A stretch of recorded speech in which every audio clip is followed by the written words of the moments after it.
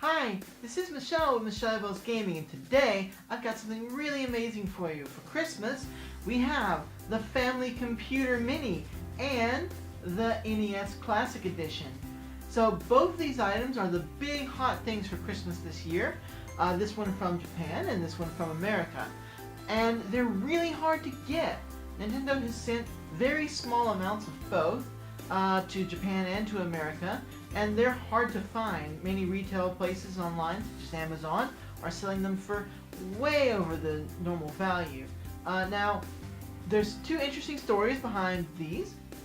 This one, the Famicom, actually came from my friend Logan, who bought it at a recycle store where someone had, I guess, just resold it, and he got it for about what would be $100 in Japanese money, about 1 mon, which is about 4,000 yen, or about $40 or so, more than what it would have cost in retail. This one came from my mom, who actually stood in line outside of the local GameStop from 6:30 in the morning and got this for me. So big thank you to her.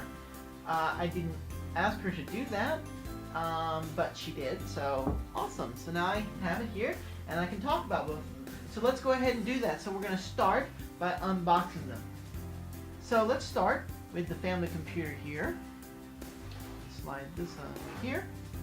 And so one of the things you can see that's really nice about this is that this box is designed to look just like the original Famicom box. It's not exact, but it's very, very similar. There's a few things that are different.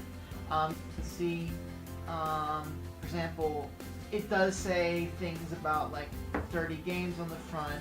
It has a Zero B rating on it, which of course it has to have now. And then it has a few other things that are just slightly different, like this information about USB and things like that. But in general, it's designed to look very much like the original. If you look at the back, you have a large number of the titles that are, or really all, I think, of the titles that are on it. And then on the sides, you have the art that was on the original Famicom system, which is really, really nice. So they really went out of their way to make this sort of a very classic retro feel.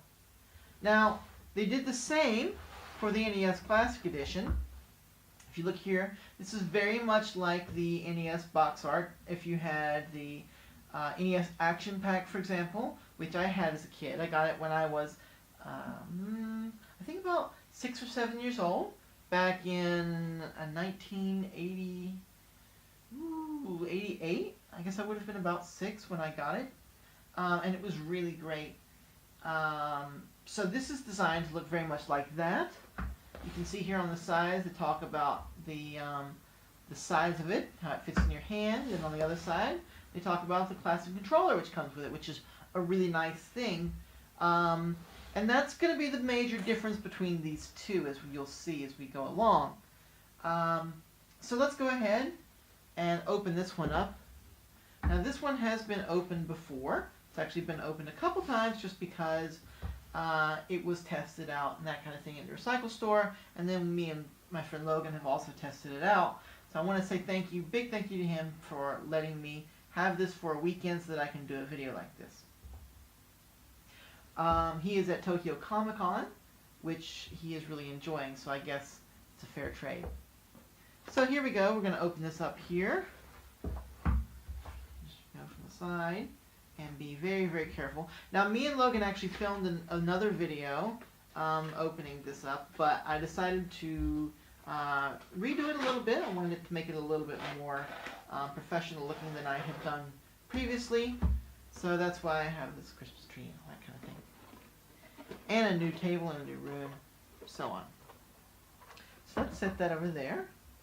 And here we are. So we have the manual here, which is designed to look just like the original manual, if you've ever seen that. I don't have one myself. I do have, of course, the original Famicom and some other things, but I don't have the box with the manual for mine. I do have it for the Super Nintendo, but that's a different story.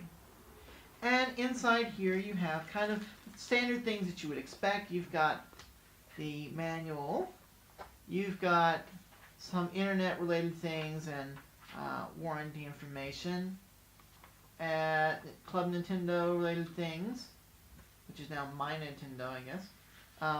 And there's a code on that, so I might have to fix that. I have to clear that out. And then some other information. Okay. So let's put this in here, and then we'll just move that out of the way there. Okay, so now in here we have, this is the main unit here,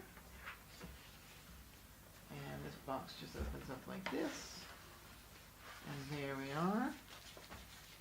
Put this here, and underneath that, underneath of the box here, which pulls open like this, we have a USB cable and an HDMI cable. So we're going to set those out of the way there. And here we are. Now, this does not come with an AC adapter, so if you don't already have an adapter that you can use with USB, like an iPhone charger or something like that, you're going to need one of those. Nintendo does sell one online with a box that's designed to look very similar to the Famicom. And I know Logan expressed interest in trying to get that. Me personally, I don't need it. I've got a lot of different USB adapters that I can use. So here's that. And then here we have the two controllers and the main system here. Pull this out. So let's go ahead and move these out of the way and get this over here. So this is the Japanese system, and you can see that these controllers, the cables are a little bit short, but actually if you test them out, if you put them side by side, they are in fact the same length as the controllers on the original Famicom. They're actually exactly the same length. Now you've got the power switch here, which just pushes just like a normal Famicom, and then this button, which is reset on the normal Famicom, is actually the home button essentially for this.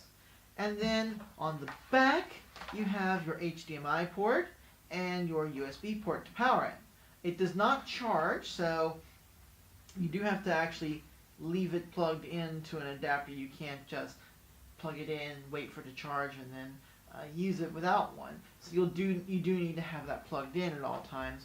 I think it's kind of strange that Nintendo didn't put an AC block with this. They did say in the instructions that you can use a computer if you need to power it, but not very many people are going to want to set a computer beside their TV so that they can power their Famicom. So it doesn't really make a lot of sense to me to not put that adapter in with the system. Yes, this is 6,000 yen or $60 or whatever, and yes, that's a low price for what you're getting, but it still seems a little odd that you would do that, considering that some users might feel a little left out if they got it for a Christmas present. They open it up and realize there's no adapter and they can't play it right away. Yeah, now they can probably find a workaround. Most households have a way. Most people have iPhones. But if you don't know that already, or if you're not really familiar with this, or you're a parent or a grandparent that doesn't really know the whole deal, it could be a little bit of a hassle to you on Christmas Day. I personally don't have a problem with it, but yeah. So here is the Japanese Famicom. Let's just set that right there, and then we'll move these boxes out of here, out of the way. And now we have the NES Classic Edition. I'm going to go ahead and just slide this Famicom right over here. Okay.